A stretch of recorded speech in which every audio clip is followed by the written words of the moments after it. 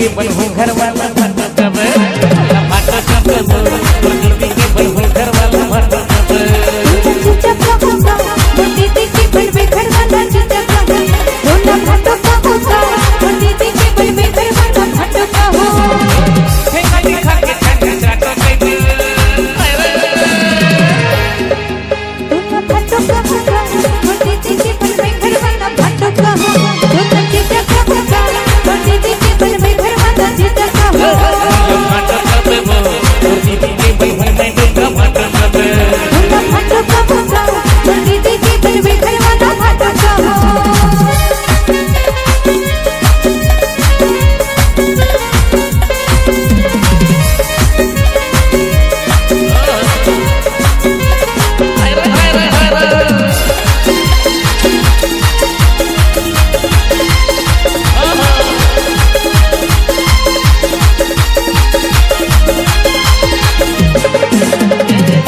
मोर सारी है सारी तुम्हारी है सारी के पैसे नहीं मोर घर वाले है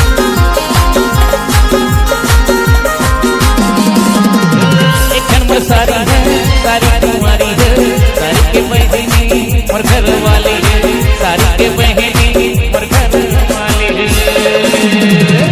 सुना था क्या होगी ये मोला भाटो कई देबो तोर दीदी के बनहू घर वाला भाटो देबो चीचा कहूँगा